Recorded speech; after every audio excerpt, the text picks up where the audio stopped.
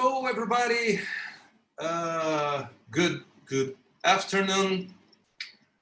I welcome you all for our last moment in this journey of studies and theories and analysis of photography, which is an event organized by the Network of Integrated Research on Theories of Photography.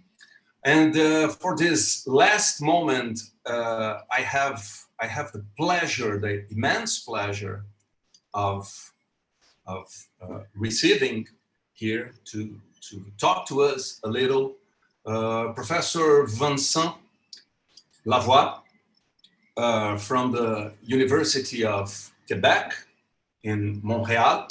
He will talk to us about some aspects of the article that he has published previously in English, but we have translated it and introduced it in the dossier of interim under the thematic axis of this event.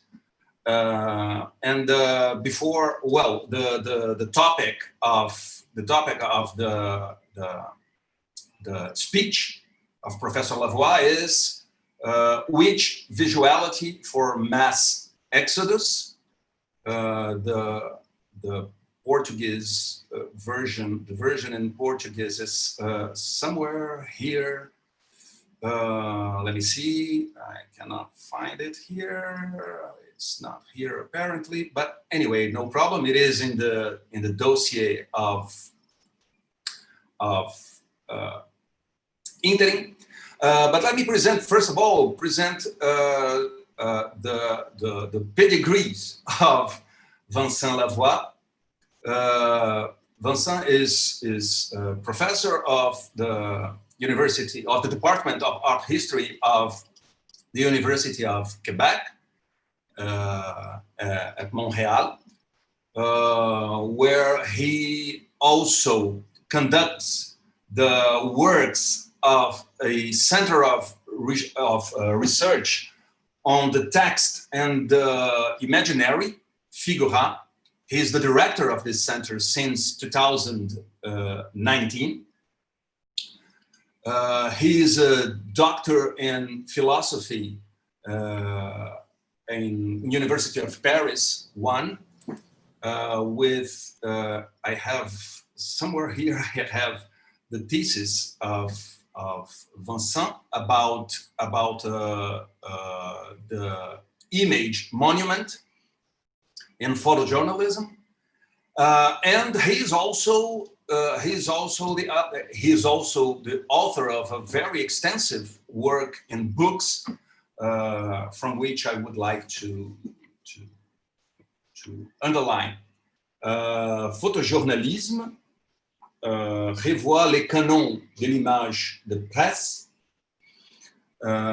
which was a very influential item for my own researches on some of the topics, of the main topics in visual discursivity of photojournalism.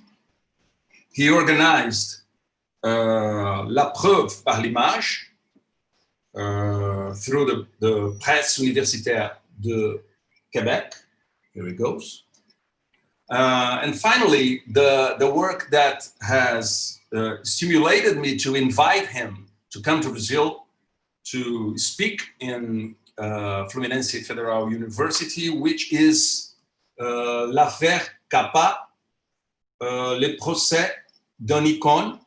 It's a book about the discussions, the whole matrices of truthfulness surrounding the discussion about the authenticity of this very famous photograph of the execution of a Republican soldier by Robert Capa.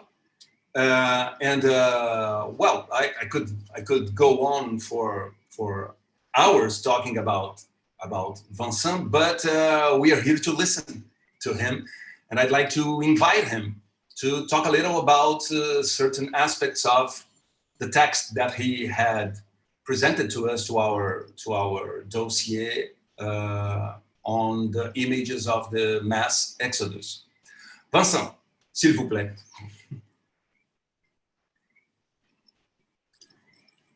Hello, everyone. Thank you. Thanks a lot, Benjamin. It's always a pleasure to meet you, even through this channel, which is with you is as friendly as when we meet in Montreal or in Rio. And thank you for this generous and very kind presentation. So I'm very happy to have the opportunity to speak to you, sorry. About this paper I recently published, thanks to Grace Snyder, Ng Biondi, and Benjamin Picado in Enterin, the journal Enterin. And as Benjamin said earlier, so this paper was first published both in French and English, as you have already noticed. So all my research are published first in French and hopefully sometimes another language. In Italian for the kappa has been translated in Italian. If there are some readers of Italian amongst you, so that's always a possibility for you to be in contact with this with the content of this book. So Benjamin and I agreed to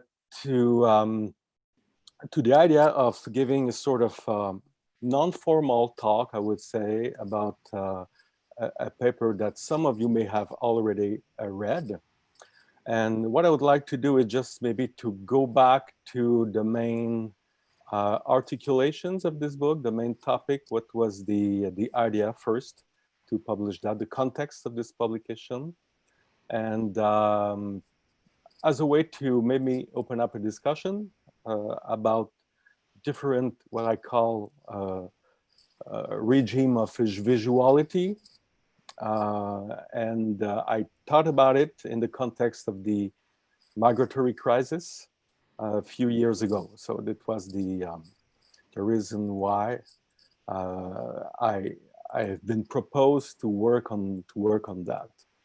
So this paper was a sort of outcome of a lecture that I gave in 2017 at the Contemporary Museum of Contemporary Art in Montreal, where there was a symposium on the topic of topography of mass violence. So for about 3 days, we've been discussing about not only representation, but there was different panels about what does it mean. I look at the program of your meeting, so your own symposium. I noticed that some of you are very interested in the representation of the violence, of photojournalism. So what I'll be discussing this afternoon goes exactly within that field. So I guess that we will have a discussion about that. So it was a topic in 2017. So I started thinking about this lecture in 2016. And that was maybe at the crux of in terms of historical moment of the migratory crisis, when a lot of people were migrating from North Africa, from the Middle East to Europe through Lesbos Island, so through the Aegean Sea. So I was interested in look at the image that were acknowledge that current events. So my first move was to, as usual, I would say, was to look at the press pictures. So I've been working mainly on the visual press, and I was curious to see what was going on in the press pictures field regarding these events. And for me, and it's not the first time that I proceed that way, the best way to, I would say, to feel the warmth of that, just to have a good idea of what is going on in that field regarding specific events, to look at the prizes given by the Pulitzer, the World Press Photo, the Photographer of the Year. I mean, all these institutions that acknowledge the excellence in photojournalism. And you know, if you are used to visiting WordPress photo exhibition or exhibition of that kind, it's really easy to prefigure what you will see. I mean, just remember what was the main events that shook the world the year before, 6 months before, and you'll be sure that one of the prize will be about that. So it's always like that. So of course, when I look at the Pulitzer, the POY, or everything, all the prizes, there was a lot of pictures awarded about the topic of the migratory crisis. So what I propose to do today is just to go back to the way I proceed, you know, in building up my my rationale in this paper, and maybe that would be good. I don't know if it's technically possible for us to show the pictures that are not in the article, that would give us sort of a visual complement that would be interested to look at.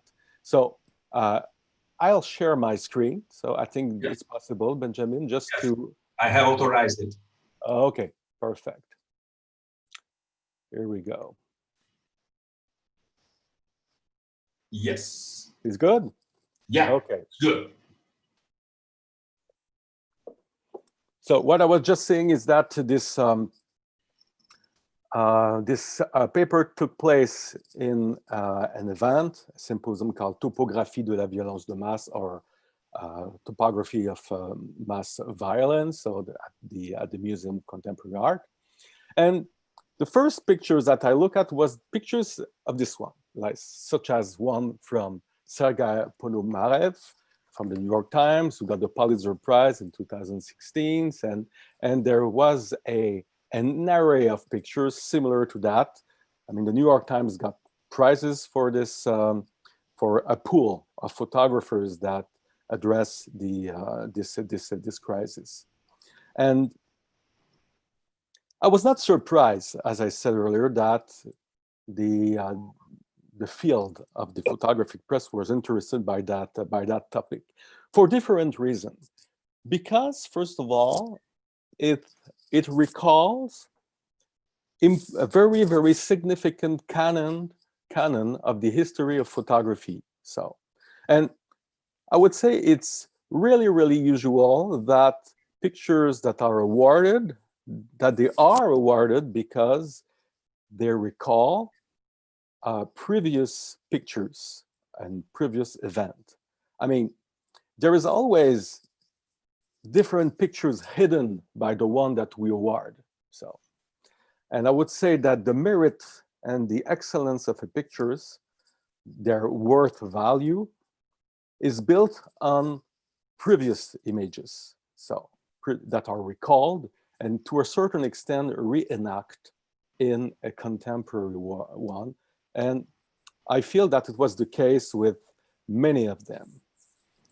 So, to recalling the past of the history of photography. So, I mean, it means that an image like this one, it's not just addressing a current event, a crisis, a migratory crisis, but maybe it addresses at the same time and maybe more directly to other pictures. So there is at least two ways that are, or two streams that are addressed in a picture like that. And a picture like this one, and there are many similar to this one, they are built up to a certain way to enhance different kind of value or canons that are historically important for photojournalism, which is the commitment of the photographer, the fact that he's commit himself or herself really close to the event in order to play the role of a witness. So the photographer as witness is something very, very important. And this witness turn that we find in the image has to be represented too, and it is represented by a closeness, a sort of proximity, a sort of phenomenological engagement between the bodies of the people that are depicted and the photographer. So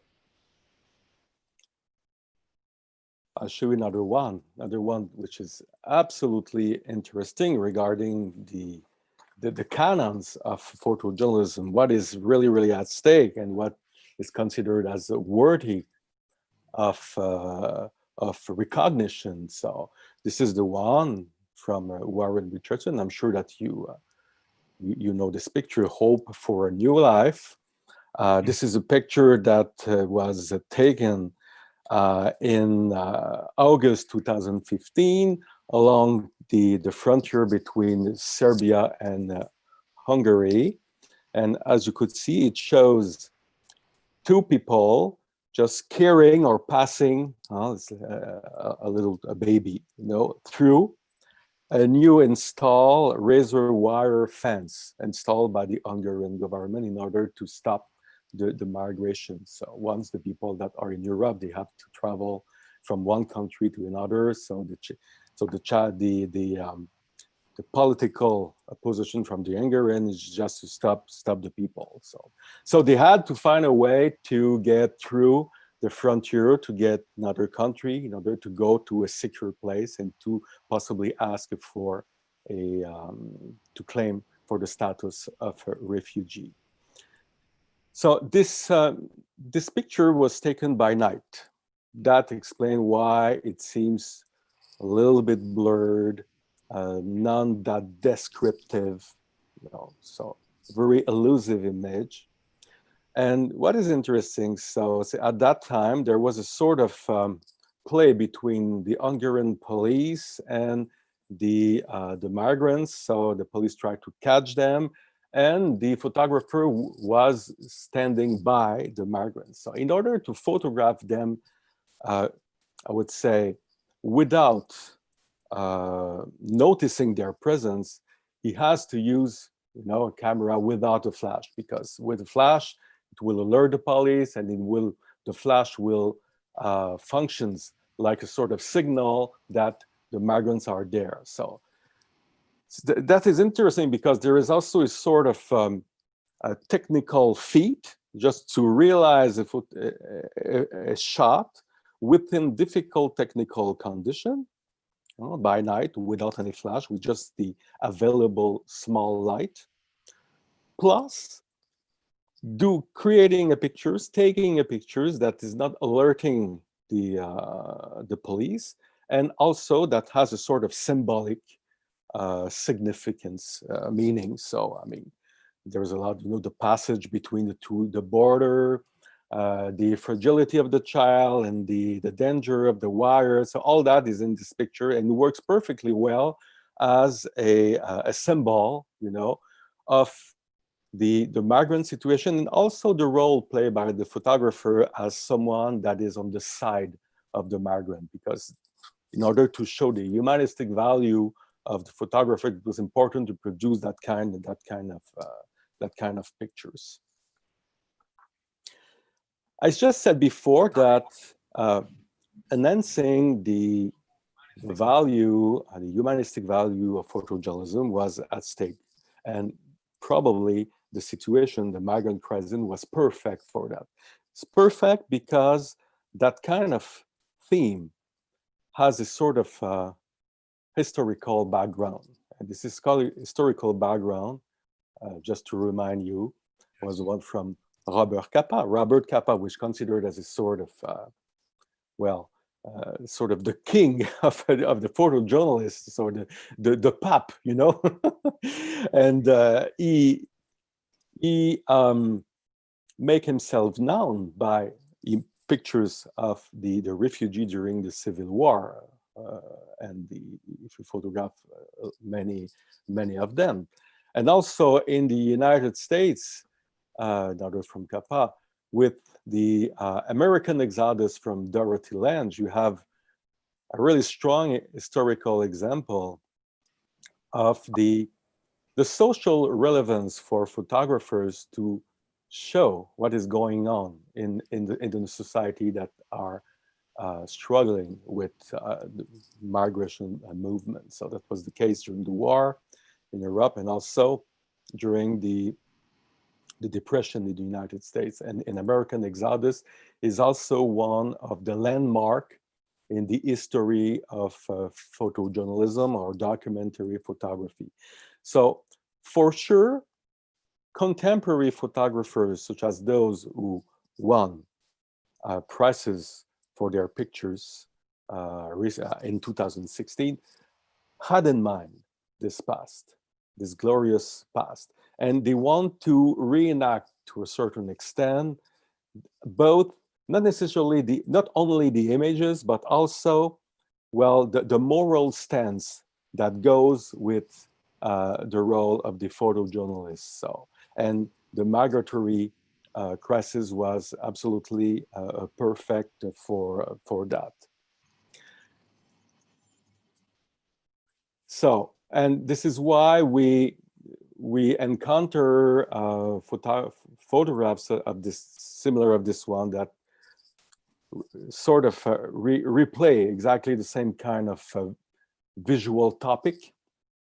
Well, the crowd that is waiting for getting into a control border, or maybe a resource, a camp. So you have exactly sort of moving crowd, you know, that we had in mind.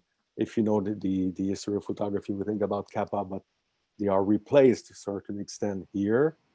But this one is particularly interesting in that matter. So not necessarily in recalling previous image, but I would say to put forward the moral commitment of the photographer. And for me, the best sign of that is the little part of the picture that is blurred onto the upper left part of the print. So what is that exactly? It's obviously a water drop that is on the lens of the photographers. So just to have the water, the very same water that the people are struggling in, to have that kind of water onto the device of the photographer, and then present on the print itself, create a sort of the fusion between, in terms of really the body of the photograph, the device, and the situation. There's a sort of, I would say, a friendly and compassionate confrontation between these two worlds. So and us by proxy too. So it's a way for the viewer to be also engaged through photography within the situation that it is depicted. So I noticed different clues in pictures that led me to think that contemporary photojournalism was a regime of visuality, or a regime of vision, that is in which we are playing different things. So first, we try to maintain active this idea about the humanistic value that are the foreground, the base of photojournalism, by reminding historical images that had played that role earlier in history. But I suspect that these events, so the migratory crisis, wasn't addressed by photojournalists alone. So I tried to looking other kind of pictures that are dealing with exactly the same topic, just to try to find to which extent they are negotiating with the situation by the means of the photography, of course, and what kind of proposals that they are giving us to address these kind of situation. Because now we are in the field of professional photographers, mainstream, All the pictures are carefully edited by the top newspapers or magazine. So there is a strong institution that is behind that. So just put a step beside and try to find different kind of images, but that are addressing exactly the same topic. And those images are done by the migrant themselves. Maybe not this one, because this one to just document migrants taking sort of selfies. Yeah. So for the reason I will mention in a few minutes. So images like that, even though it's an image from Getty, that is circulated amongst agencies and certainly by newspapers, the topic of these pictures is something else that the subject matter of the previous pictures. There we are in front of people that are depicting themselves, photographing themselves with a smartphone. So the smartphone, I did research. This is thing that I discovered when I prepared this article. I didn't know that. I didn't know that before food and money, the smartphone was, I would say, the most precious thing to carry when you are in a migratory situation, because it's a device that allows you to take a picture of yourself, meaning to the people to whom you will send off these pictures through the social network, through internet. These pictures will bear witness that you are still alive. And this is absolutely crucial for these the migrants. So they not just use the smartphone in order to take pictures, to document their journey, to create a visual narrative of what they are going through. It's also a device that allows them to create evidence of the fact they are still alive, which is, as you may understand, absolutely crucial for their relatives. So this device play multiple functions. So taking pictures, broadcast pictures. It's also a way to locate the migrants for the best and the worst.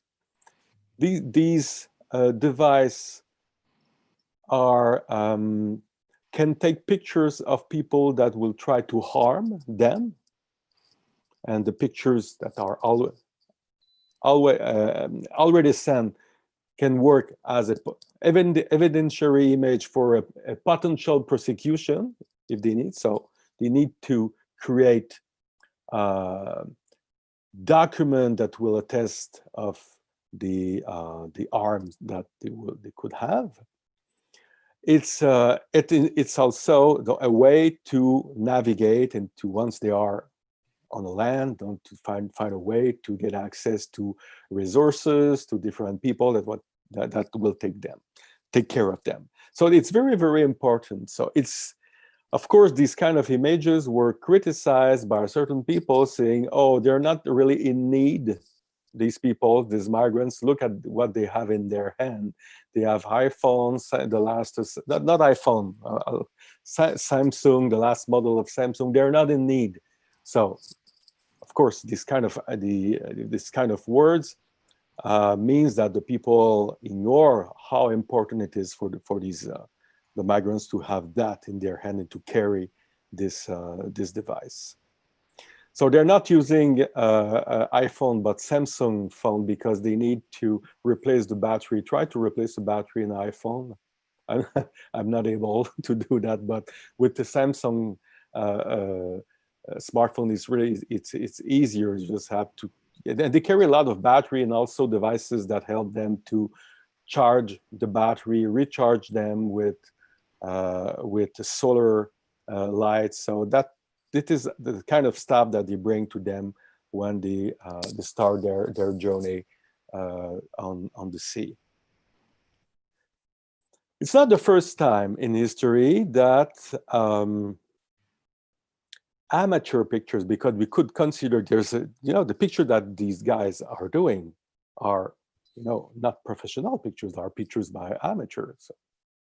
They are pictures about what some may call the citizen journalism. But it's not the first time in history. So even during the First World War, if you look at this weekly, The Mirror, Le Miroir, there is a little sentence just below the title. It said that we pay whatever the price to everyone that would provide us with worthy pictures. It's a call for pictures. 1917. So even at that time, the newspapers rely on the amateur to feed them with pictures about current events. So, but in the context of the migratory crisis, so these images took, I would say, another turn, another meaning. So the meaning that I explained before, just to testify that they're still alive, they're there. And it's probably what is going on here. There again.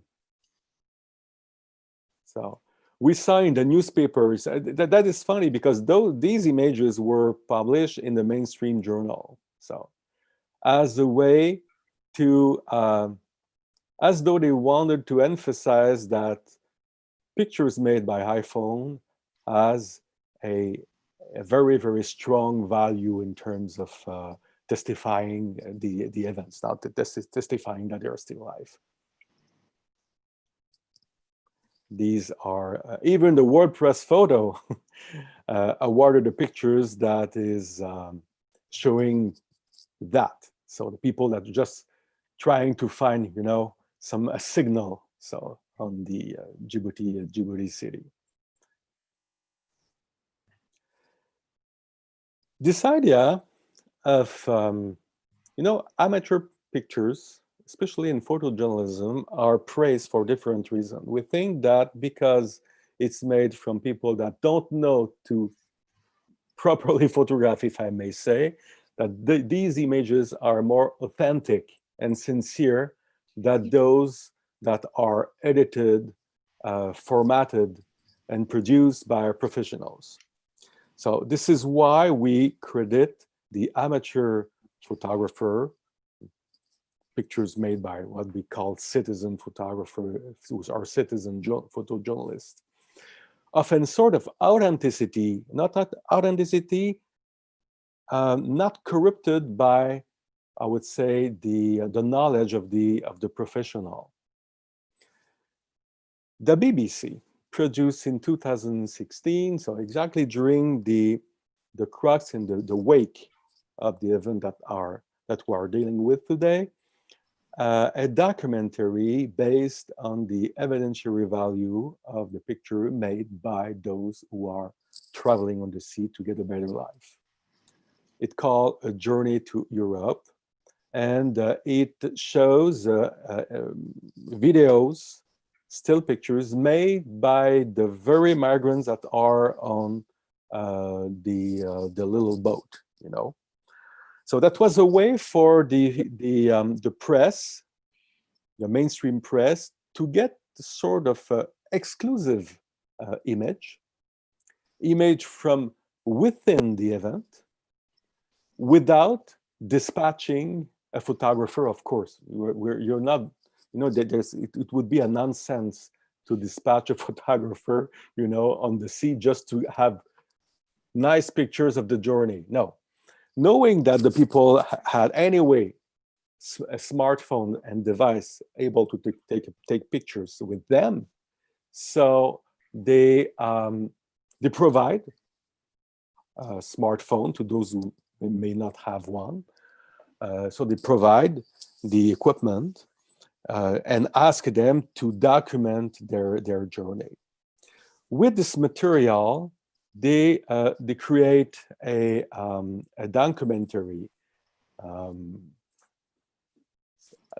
in three, I remember 3 or 4 episodes. I don't know if you had the opportunity to look at it. It's very, very interesting because it's a sort of, I would say, a celebration of the evidentiary value of the amateur pictures. And they praise so much the authenticity of that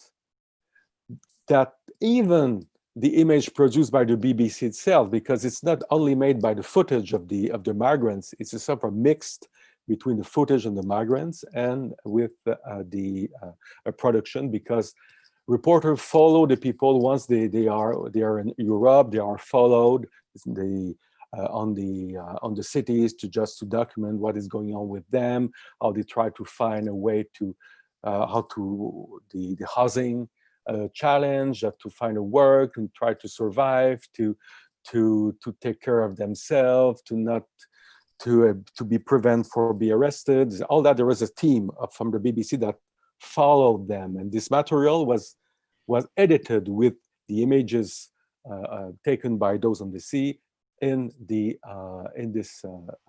footage. But what was interesting is the way that the BBC produced the image on the land was basically similar to those produced by the migrants on the sea. I mean, they were moving, blurred. So I mean that the aesthetics, they borrowed the aesthetics from the amateur photographer taken from within by the migrants.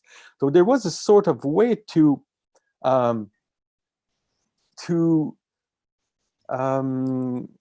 make, not only to mix, but to fuse the professional aesthetics with the amateur one, just in order to not to create any hierarchy. It's even difficult to know whether it's been realized by a professional camera or a cell phone. They use also a cell phone to take footage on the land. So it's really, really hard to distinguish these two kind of regimes. I mean, the professionals one and the amateur one. That is the way they create this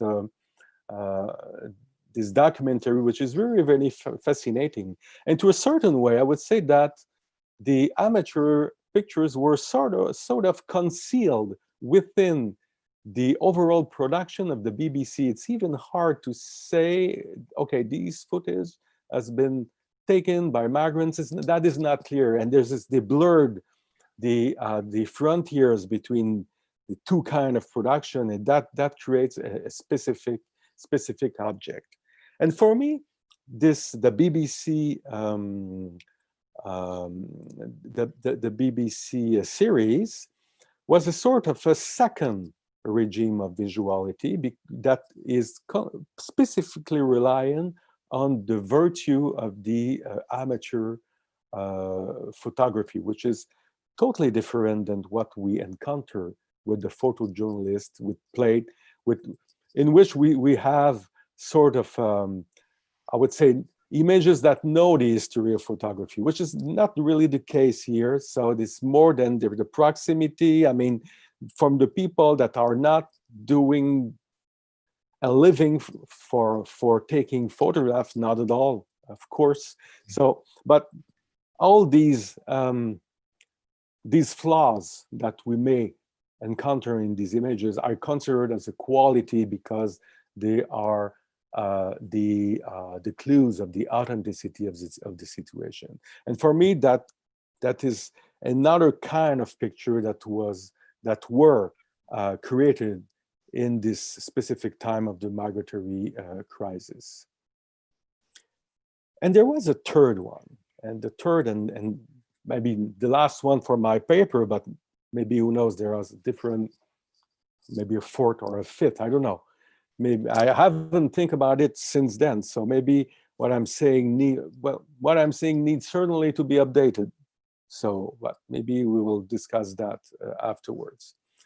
So I was curious to see what was going on for the people that are not photojournalists, that are not amateur photographer, not migrants, but that are working in different kind of field, and that field I would call it the contemporary art field. So knowing, we all know that how contemporary artists absorb and swallow really immediately what is going on in, on the wall of current pictures. So the contemporary art is a field that is it's constantly fed by that kind of pictures. So I cross a work from British artist Richard Mose that was very, very intriguing for me. Trying to understand what we could do with that kind of images. So where could we consider them really distinct from the photojournalist work, from the amateur photography? I think so. I think they belongs to a third way to address the event. So I have a little footage, just an excerpt to show you. Tell me, Benjamin, if it's possible. There is some sound, but I don't know if you will hear sound or so. It's about 2 minutes, so just.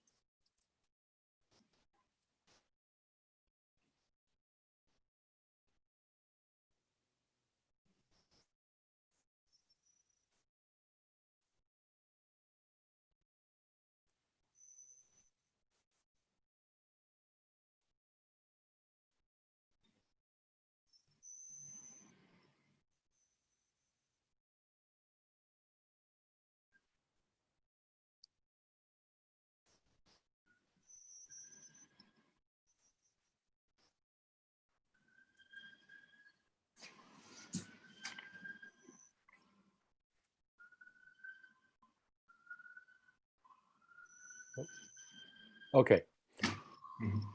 So did you see something? It was right? Okay. Did you hear the soundtrack a little bit? No, the soundtrack was absent. Okay. Unfortunately. So it was a sort of abstract, synthetic soundtrack. So maybe it's possible to find this excerpt on the web if you are interested. So I was intrigued by this work for tourism. First of all, I was attracted by it because it deals with the subject matter I was interested with. But what intrigued me the most, it was that Richard Mose, they use for creating their work a prohibited military technology. I mean, a thermographic device that detect the presence of the human body by the heat. I mean, what you see basically is a sort of the heat signature of the people, of the refugees that are, some of them are taken care of, in camp. as you may have noticed in looking at this excerpt that has been shown in installation at the Barbican Gallery in London. So how do we consider that? You know, using a military technology to document the state of things regarding the migrant, knowing that at the same, basically the same time, the different states, just going back, different states, government, police, everywhere in Europe, using exactly the same technology to detect, you know, as a surveillance policy. So use that to detect by night the moving people, the refugees that are trying to cross the borders, all the human movement. Even in London, we use this technology to try to find, to notice if there was people hidden in different part of the city that are, you know. So the police, the military use this technology, and we have exactly the same device that are used, but for different purposes. This is what we ask. So is it the purpose, is it different? So of course the intention is absolutely not the same, because with Richard Mose, what we have is not a surveillance strategy, not at all. Of course, the people are there, they are taking care. It's not to detect their movement, they are there, they are taken charge of. That is not the issue. But looking at a distance, looking them by night, looking them through the vantage point of that kind of thermographic device, raise some question about, I would say, the biopolitic, you know, to speak like Michel Foucault. What does it mean to look at the body of others through a technology of that kind? So we know that this technology are used at the same time to repress the people, to track the people, but this is not the purpose of this work. But the technology is the same. So how do we deal with that? You know, I think that the solution is in the ambiguity of this work. So using a technology that is sort of repressive because it comes from the military first, but these people are, what do we see from these people that are, you know, when we see just we see their breath, we see the warmth of their body. I mean, the darker part of the image corresponds of the part of the body that is warmer than the other. This is why, let's say this one is it's a good one. You know, it's a worker, a humanitarian worker that just remove his own hand from the dying body or maybe the dead body of someone, and what you see is this is the footprint or the handprint, you know, of their warmth of their hand that are still there, and they will disappear in the minutes to go. So this sort of exchange of warmth goes to the very basic, you know, of the people. I mean, it's not a matter of geopolitics, and not a question of law, of authorization of stay on the land, or status, or no. It's just sort of this is basically I would say the organic part of any human, so that is depicted by this device in showing so the warm zone of the body. There is that first. There is something else too. When you look at the face of the people, it's barely impossible to recognize anyone. I mean, because of the variation of temperature on the surface of the face. I mean, the nose is cooler than the cheek. The cheek is cooler than the mouth. And there is a sort of variation of temperature that completely reconfigure the aspect of the face, that doesn't make the device something efficient to identify people. So, I mean, these representation transform the people in something else, in, I would say, ghost, in something that is not, that is almost elsewhere. So not in the same reality. That's very strange. And we could consider that as a sort of an ambiguity too. So can we consider that the images serve the purpose of those people? So are these people helped by the picture that are taken from them? This is exactly the ambition of the photojournalists. They assume that the picture that they are taking from the people are taken to help them. We saw some example earlier, but it's not. It's not the intention of Richard Mose. There's not this pragmatic.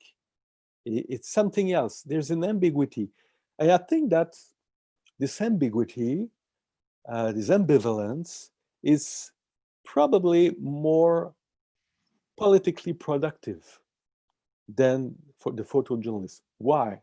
I can consider that more politically engaging, because as a viewer, you have to think about all the parameters that are at stake and to try to decide, to go into yourself and to think, so what is the purpose of that work?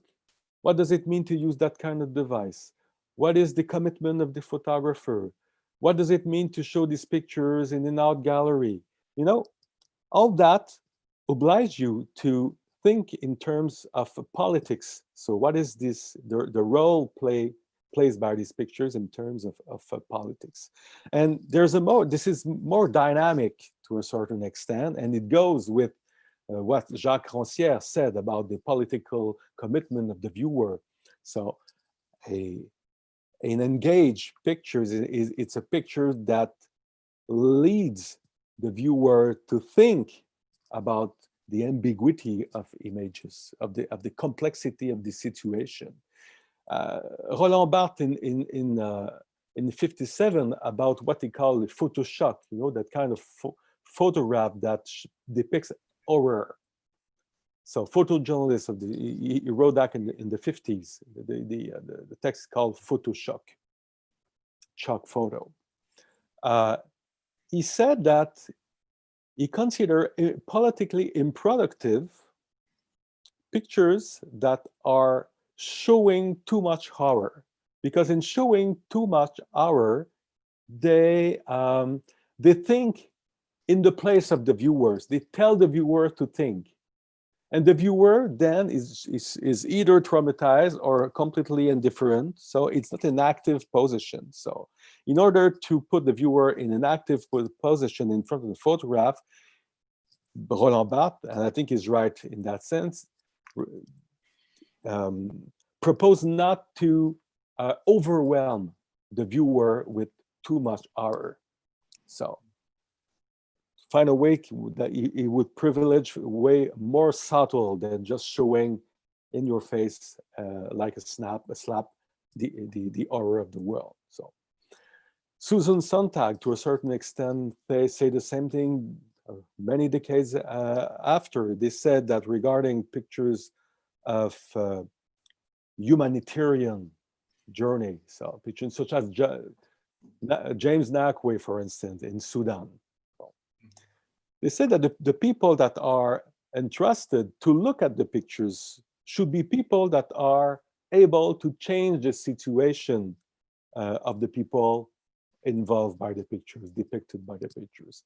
It means that if we are not in a position to help the people that are in the pictures, we're not allowed to look at the pictures, because we will be probably incompetent and maybe just traumatized or bored by what we call the compassion fatigue. So I think that the Richard Mose work proposes a sort of a third regime of visibility, very different than the one from the migrants, very different from the one that the photographer, that would put together with the theaters, create a sort of a mapping of what was going on in 2016, 2017 regarding the visual depiction of the migratory crisis. And maybe just to conclude and to open up discussion, if you will, just to show you some recent pictures from French artist, French photographer Antoine D'Agata about the COVID-19. He used the thermographic device to photograph. He took 6,000 pictures of the people in Paris during the concealment. Himself was this confinement. Himself was contained in the office of Magnum agency. So for 2 months he lived there, and by the night or really early in the morning, he wandered in Paris and photographed what he think was the only human that were still living the same way. I mean, the homeless people in the city, and he used this technique to photograph them once again, to not to depict their physiognomy, not to identify themselves with precise pictures, not to photograph them according the humanist trend. No, just to take the hate of the people, so just to show the humanity of the person, the fact that he's still alive, for instance. So he did took 6,000 pictures of that kind, or also people that were in a row waiting maybe for a croissant, I don't know. And also the care in the hospitals and different caring institutions, just to show the gestures, the care, what was going on between the personal, and the passion that were suffering from the COVID in the hospital. So what I like with these pictures is there's ambiguity too. So there's sort of, it has to do with the current events. So it's a way to represent what is going on around you, as a photojournalist would do, but the perspectives are absolutely different, and it goes to the very core of what is at stake. I mean, the body of the people, by showing their warmth. And probably COVID, as we know, COVID-19 is the new war too, and we could consider that sort of war photography too. So okay, so if you have any questions, so we can discuss all that if you will. Okay, could you let me see if I can stop participants sharing. Okay, there we go. Here we're back to the gallery view. So thank you so much, Vincent. Really lots of things to think about. I'd like only to address anyone who's interested in delving a little further on the ideas of Vincent. I would suggest, let me see if I have it here. I'm not finding it here in but the article of Vincent in the dossier, which visibility for the mass exodus, is available in the dossier in Portuguese, in a Portuguese version, in the dossier of Interim, which is available for everyone. I think it's, we have some questions coming from the audience. Yeah, Grace just put there the link in the chat area, in the link. And we have two questions. In fact, we have two questions, but I think they address a very similar problem. So I will bundle them in one question. Mm-hmm. and ask for Lavoie to consider these points. They are obviously, it was a very, very recurrent topic in our discussion this whole days. Mm-hmm. The question of how to represent misery, how to represent tragic situations involving human communities, and how photojournalism, in a way, developed something that you have already developed in your articles, a certain kind of moral code or deontology for representing these kinds of situation. Even when sometimes these codes end up resulting in effects just like the ones you described in reference to Susan Sontag and Roland Barthes' writings about the exposition of misery, to the extent of a kind of anesthetizing of our social sensibilities towards tragedy. So these questions, these two questions coming from our colleagues, they address this sort of issues, and I'm trying to translate them. One comes from Angela Marquez, which is a member of our network. She is a teacher at the Federal University of Minas Gerais. And she asks, which relationship can we establish between these images and an approach of the acknowledgement of vulnerability which connect us in a moral sense? How these pictures or images produce a possibility of altering the regime of moral legibility that regulates the relationships of justice and social acknowledgement.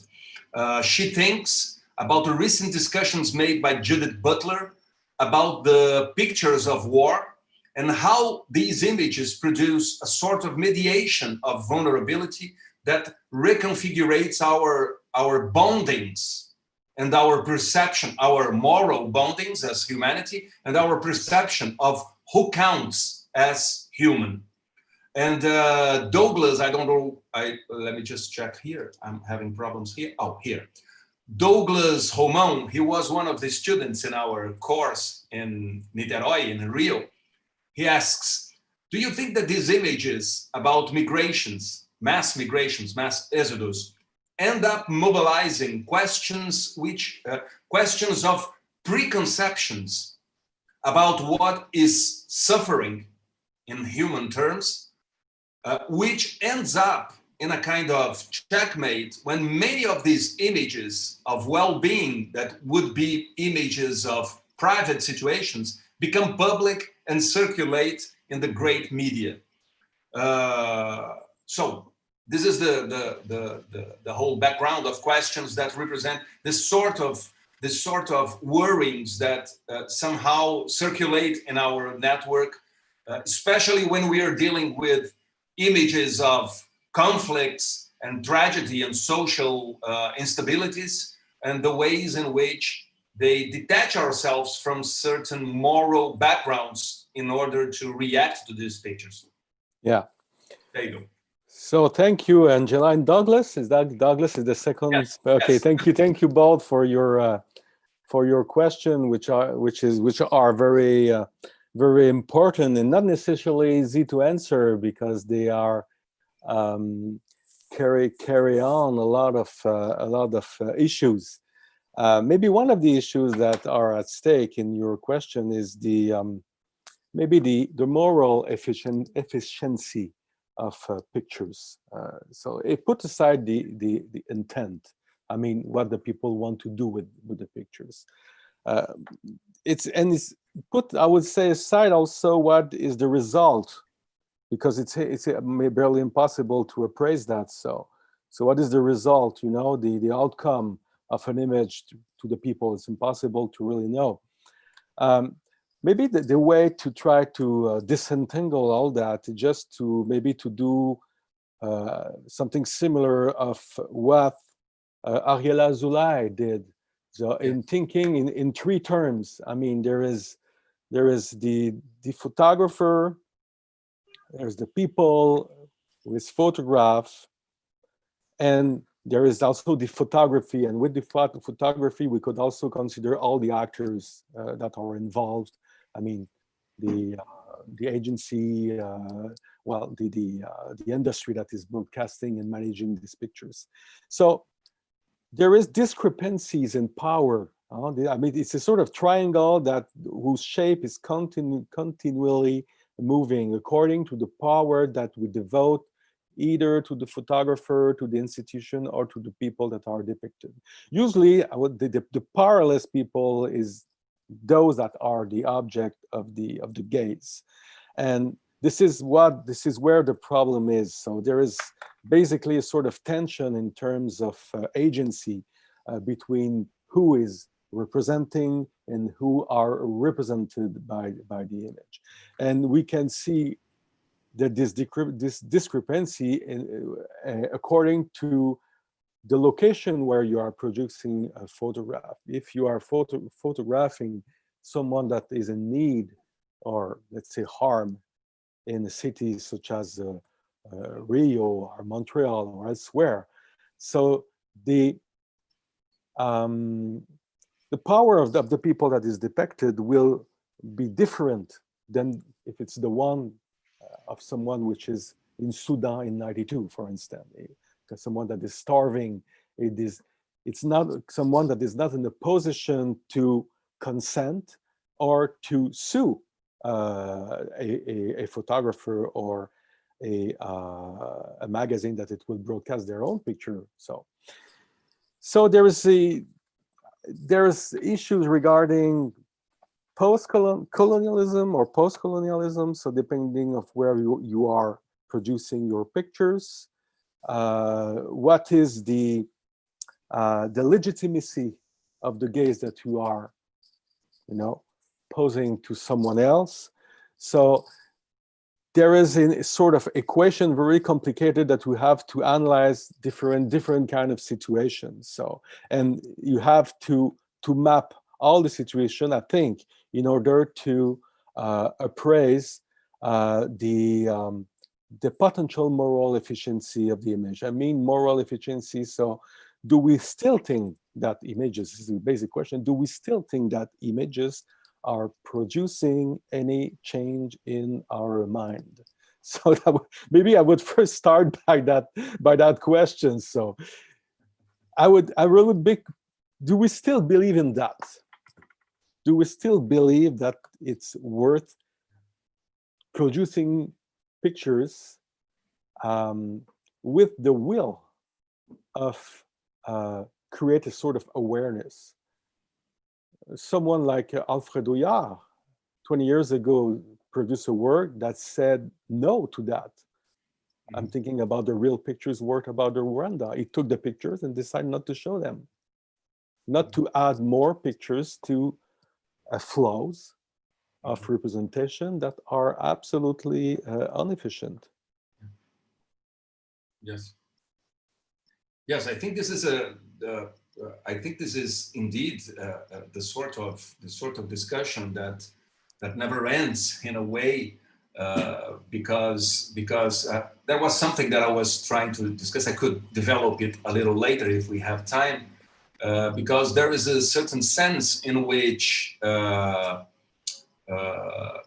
deontology of the journalist, of the profession of journalism and photojournalism, in a way, is not an antidote to prevent from these sorts of effects of damaging effects of the massive covering of human disaster. So the problem is not particularly the visual mediation of disaster, but it's the problem of the reproduction, the massive reproduction. For instance, when misery explodes in a certain place, already you were mentioning Congo. I was remembering, for instance, Bangladesh in the beginning of the 70s. Most of the great photographers of the 20th century covered Bangladesh, and the result was an immense generation of fantastic images about human misery, but a kind of anesthesiation towards the particular tragedy of that human community. So I think it's an endless discussion in that sense. We have other people subscribing here to make questions, and the first of them, obviously, is Grace. Hi, Vincent. Hello. Salut. Well, first, thank you for being with us. We are very happy to hear. I think it was the perfect closure because your talk just touches many of the points we've been discussing this week. And I have two questions. In the article, you very well recovers the history of this canon of migrants, Exodus in photography. And I was thinking about the climate migration crisis. We have a different scale, a different temporal scale. It's a slow motion emergency, some people were saying. And we have a different space scale as well. We are just watching now another type of American exodus as the fires are starting and things like that. And I was thinking about this unprecedented scale. We have recurrent images that we can go back through history and make these connections with Lang, Kappa, but maybe this different scale can also change this kind of experience. So the first question would be about these parameters of times and space. And as for the second question, it has to do with what Benjamin just said, and Douglas as well. Just last week in Lesbos, I don't know if you're following, but there was a fire in the camps, in the refugee camps, because of the lockdowns and COVID. They set fire in the camp. It's all. And after this fire, there's instead of a refugee iconography, we have a protest iconography. People are making protests because they don't want the camps anymore. They don't want to stay there. The camps in Lesbos were supposed to be a temporary thing, but you know the deal. And then I was thinking about this relation between surveillance and protests, and how this idea of self-representation equals self-protection. And I mean, it immediately reminds me of what's going on in the protests in the US.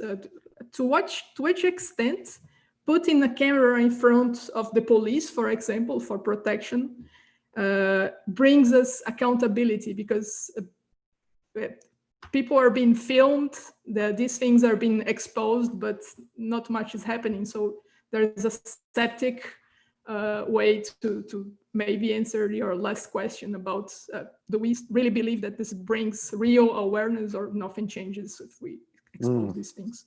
So it's a very long, I'm sorry. It's No, it's okay. Well, let's start with the second question. Maybe you wonder if there are any images that are still a power to produce. This is what we basically discuss, all of us, I think so. This is the question that you ask. I mean, if we think about George Floyd pictures, can we consider that there are some pictures that are still producing collective reaction? I think so. But it's not only the pictures that produce that is producing action. It's the way it is framed, the discourses that frame the pictures. And so I believe that sometimes I would say the events are waiting for pictures, for pictures that would give them or transform them as a symbol. So it seems that sometimes that the events that occurring doesn't have, I would say, the picture they deserve, because we produce pictures, but nothing necessarily, nothing pops up really. So there's no ignition. But once there is one, suddenly the pictures or the footage becomes really the crux and the magnet of everything related to the event. And it is charged with all the meanings that the event was waiting to be borrowed by a picture. So I think that George Floyd was that. We knew about all the issues regarding the mistreatment of the black of the African American in the U.S. We knew that perfectly. I mean, everybody was aware of the topics. So for years, with the Black Lives Matters action, it was present in our mind. But we were waiting for pictures that would encapsulate in a symbolic way what we have been hearing for years.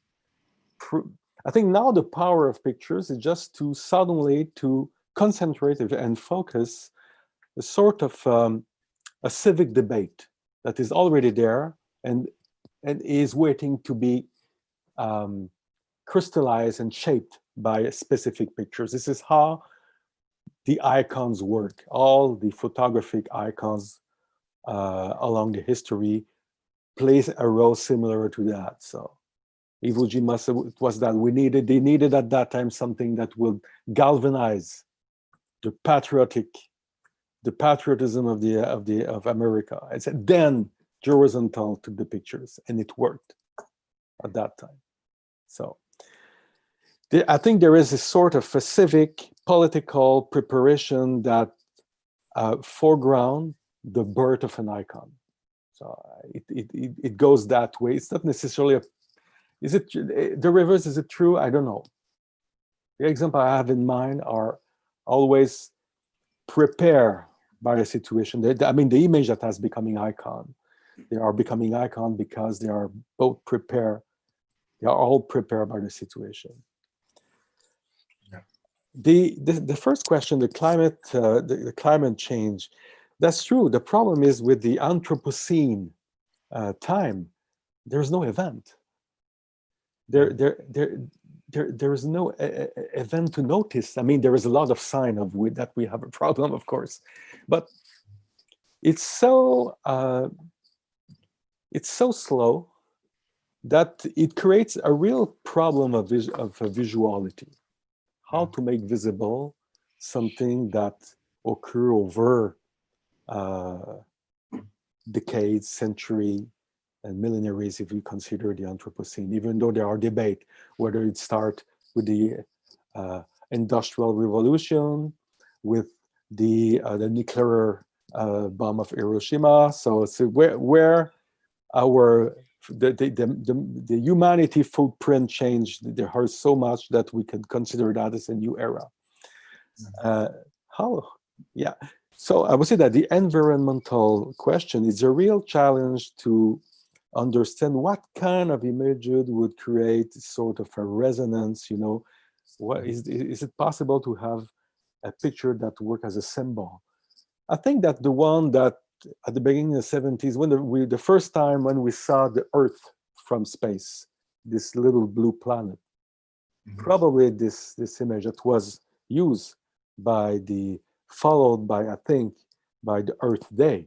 So they use these images as a symbol of something so fragile, the fragility of the planet just appeared at that time when we saw the first time this tiny, this tiny and blurred atmosphere, you know. So it's very, for the climate change is very, very complicated. Of course, we can photograph people that are suffering for drowning, for flood, for fires in California. We can all say that, oh, this is the pictures that represent a certain way the climate change. Yes, but the phenomena itself, it's so complicated to gather in one pictures that I think it's a real problem. Mm-hmm. Yes, indeed. Yes, we have a question coming from another colleague from the network, José Afonso Jr. He's a teacher of the Federal University of Pernambuco, and he has written it in the chat, but I invited him to make it live. Okay, Zé. Thank you, Benjamin, and thank you, Vincent, ça va? Oui, oui, ça va, merci. To be presented with you. It's a very stimulating speech and keynote. My questions are very concerning to the about the images in a BBC documentary. Okay, do you think that the option to use photos taken by the immigrants, it's in a certain way a response to build a sense or a meaning, and to create an alternative point of view to make the idea of otherness, the otherness sense, more close to, in a sense, to represent the immigrants as they understood themselves. In other words, to put the image in the hands to deliver a more context and a scenario more linked with the real point of view of the immigrants. I think it's about it. Sometimes this question is in my mind for sometimes in a more complex scenario as well, to create a escape pathway to the historical repetition made by traditional journalism, in order to create stereotypes repeatedly in many years of press coverage based on stabilized bias to build this very complicated sense of otherness. As in a common ground, you can understand the West point of view built by massive media about this population.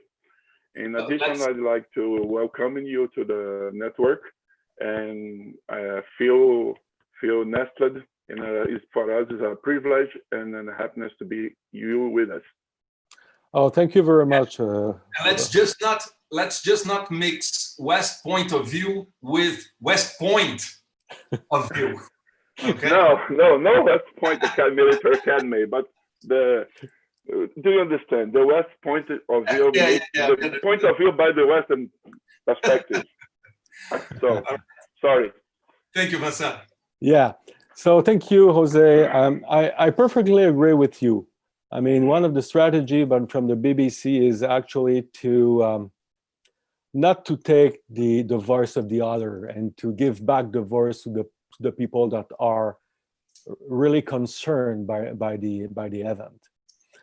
But as long as the final product is edited by the BBC, as long as they use, the image from these people, and I think that is true that they allow them to create their own visual narrative, but it's also because I think that the authenticity that they are looking for oblige them to do that to a certain way. But the fact that the final words is still the one from the BBC, so I don't know to which extent the migrants have a real voice in that. They are not managing, I would say, the rest of the process. The editorial process is the BBC. The choice of the pictures is the BBC. So I think the BBC, they're not just creating pictures, they are now managing pictures made by the other. There's something like that. They are playing like, as though they were mixing some sampling of images. This is the editorialization, which has an end in terms of importance in the process of producing a visual content instead of the taking of the picture per se. So the taking, yes, it's by the people, because also today it's considered, and I think it's right to consider that way, to sort of overtaking the power of the other when we photograph at their place. We say, okay, don't take the speech of the others. Let the others speak from themselves. Don't speak for them. So the BBC, what they said, okay, we won't speak for them visually. They will let them speak for themselves. But after that, they will edit and then the same thing in the second layer. That's right. It's another layer. So I would say it's later on that they have the final word. Yes. There is a Zed, you want to continue and to follow up? No, just if it is possible, if we got time. Yeah, we got time. Come on. Okay.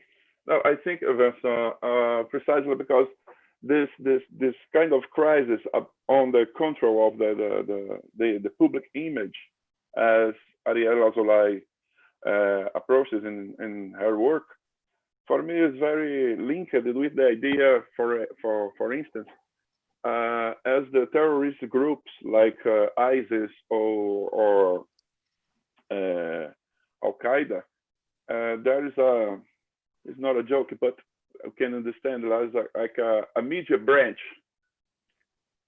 to create its own images.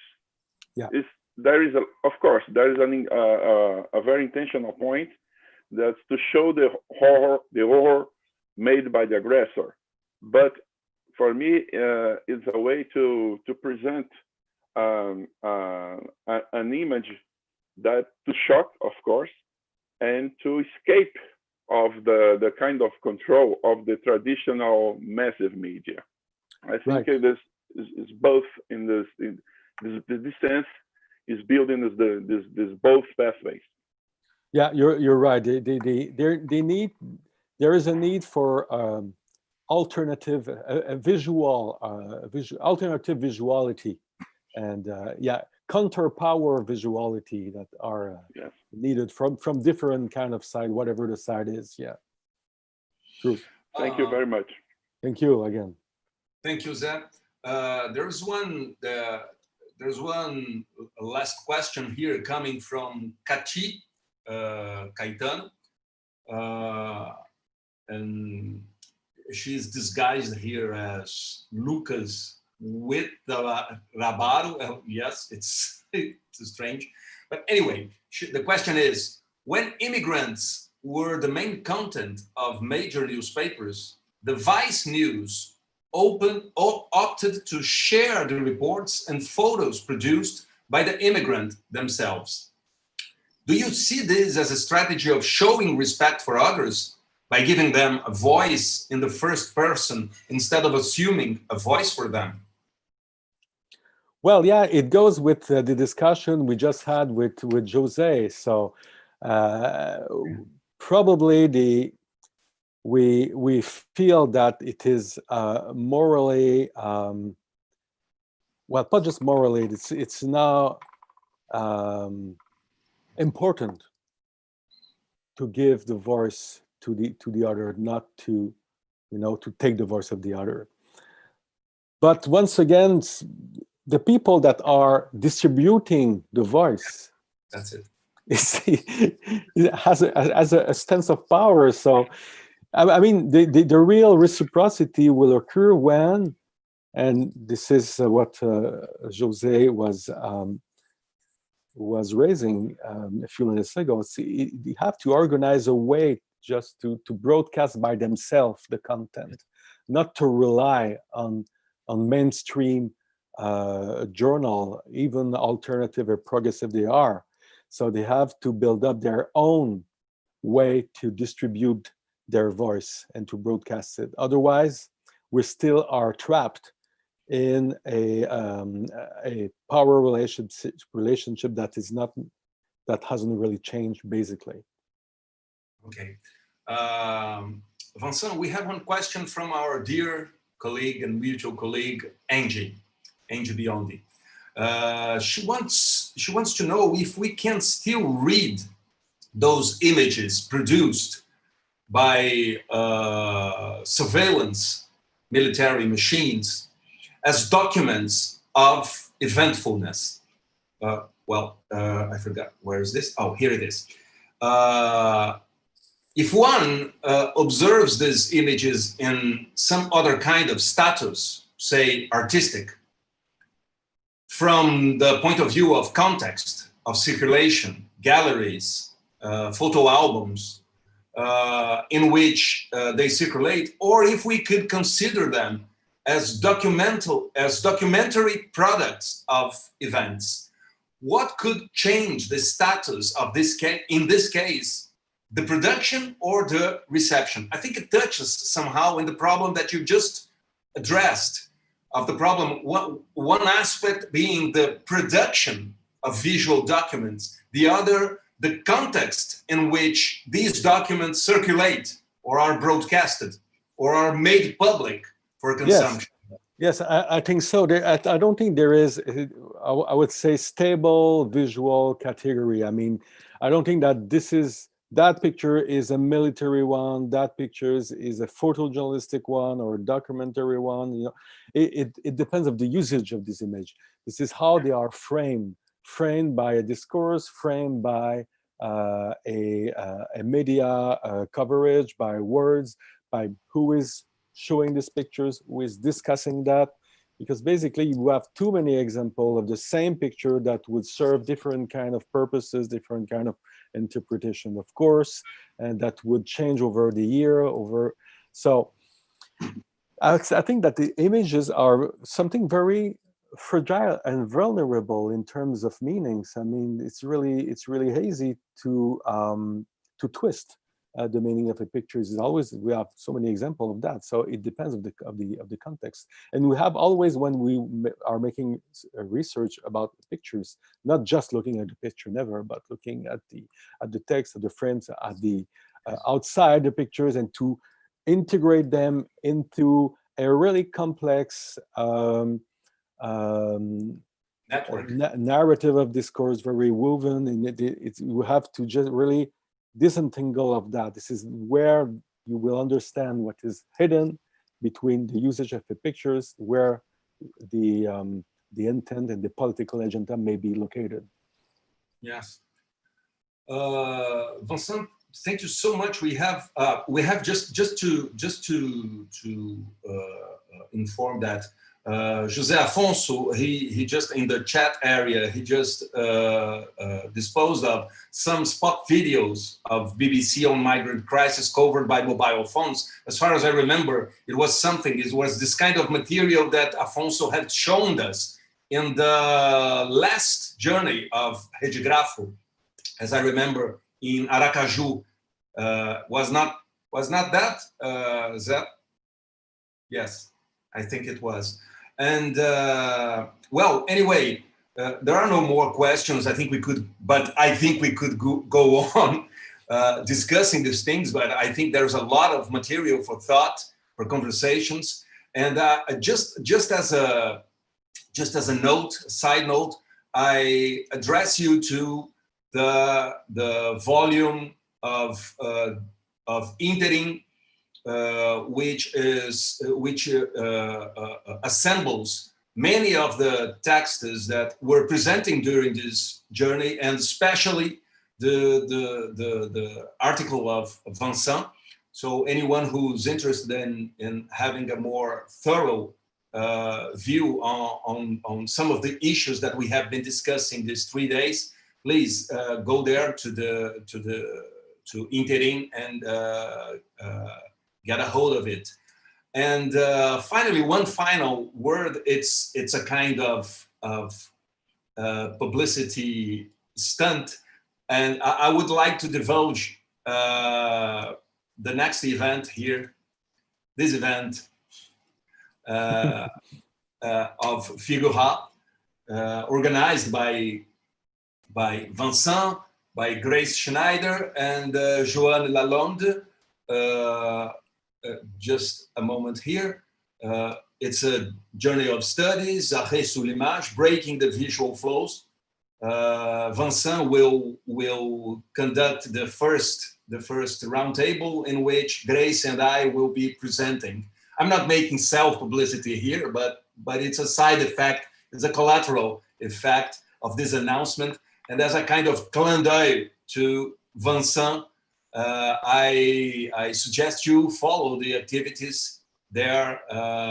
And Vincent, for your last words, please. Yeah, but well, just I thank you for just mentioning this this seminar, which is Grace's event. We organized that together, of course, but this has to do with her postdoctoral